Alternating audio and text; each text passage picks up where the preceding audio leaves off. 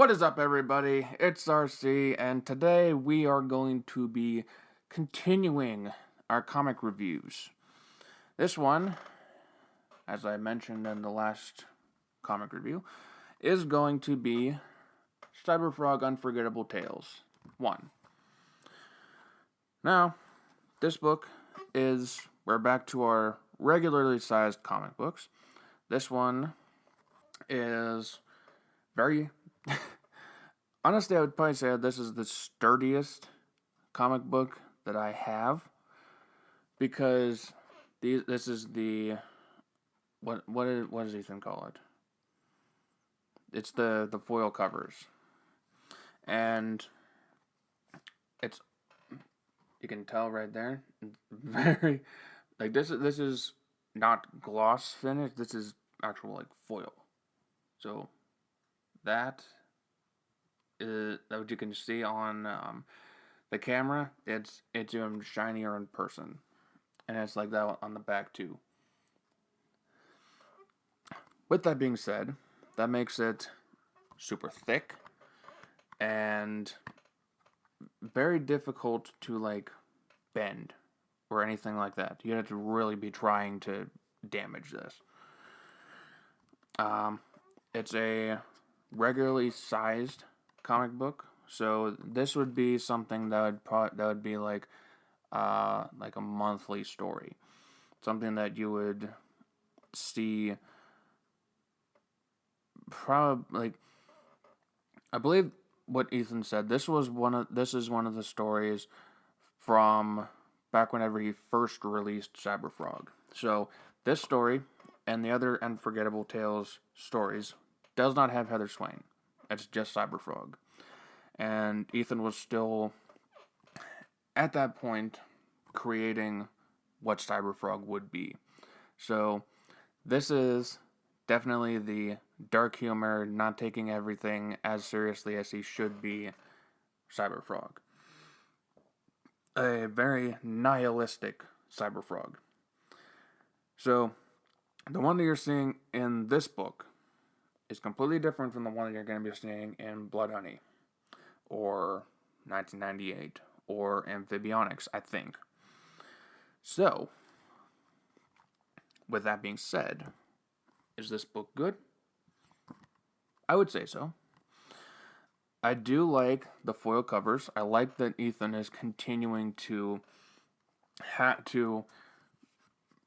sort of bring his quality above like everyone else, because you don't see foil covers on everyone. In fact, I haven't seen foil covers on anyone. I've only seen, like, there's one comic, I think, from a bundle that I got in the middle of lockdown, and that's the only one that has like a foil cover. But other ones, I don't see them. This one, Ethan's doing this for, I think, every campaign that he has for Cyberfrog, because he had it for Bloodhoney. I wasn't able to get it whenever it was on the campaign page, so I missed out on that one. But all the Unforgettable Tales ones, heck yeah, I got those with foil covers. And I think they all automatically came with foil covers because the crowdfunding campaign reached its stretch goal. So with Ethan being able to put that as a campaign goal, shows how much dedication he is going to put towards making a good quality product. Now, getting into the actual story, like I said, this is a very nihilistic Cyberfrog. I don't believe that there's a autograph on this one. Give me a second. I don't think that there is. There is not. Not that I can see, at least. If anyone wants to correct me on that and show me on your copy where there is a signature, then go right ahead. But I don't see one on here. So, getting back into story. The story itself revolves around one of sort of like the opening to Cyberfrog's story. Not whenever he, um, not whenever he was given his cybernetics, but more of like your introduction to Cyberfrog. And it's pretty much him taking out a bunch of bad guys in his own nihilistic, violent way. And yeah, the Cyberfrog books are very violent.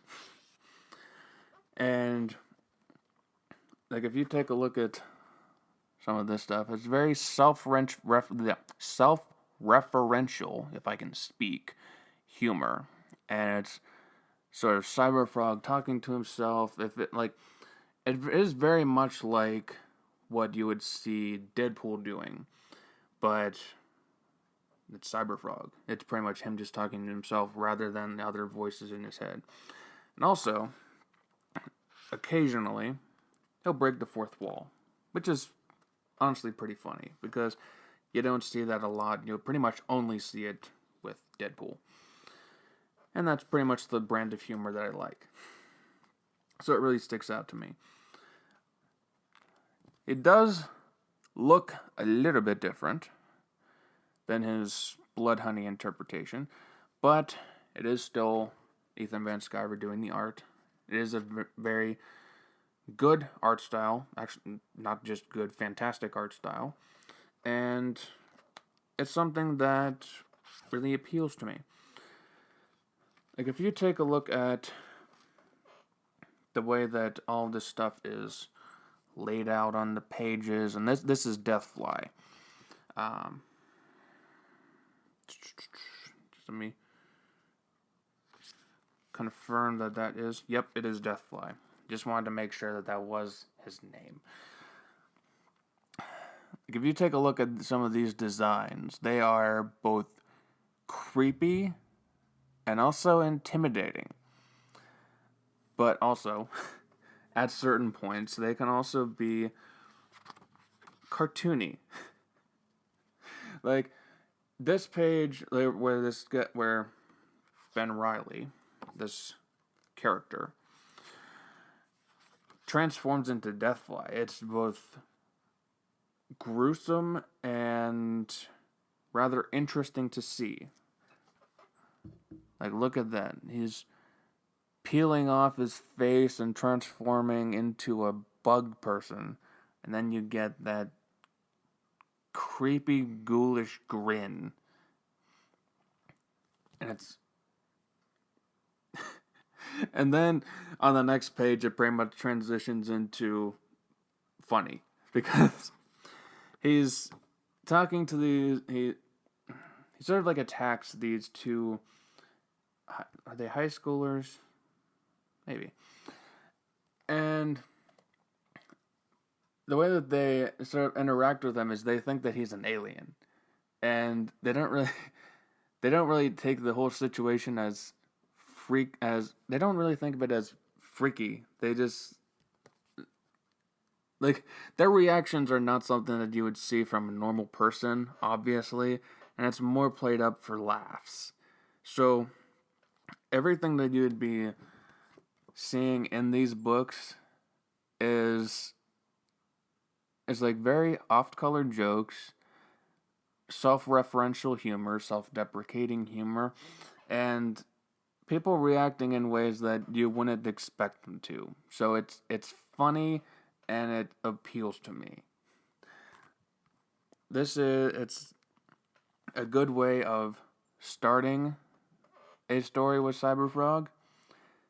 Again, not the Cyberfrog from Bloodhoney, but a Cyberfrog. It's a good way to start it. It's a good way to get people from this day and age accustomed to the Cyberfrog from the 90s. And it's a good way of showing the juxtaposition. I'm messing up my big words today.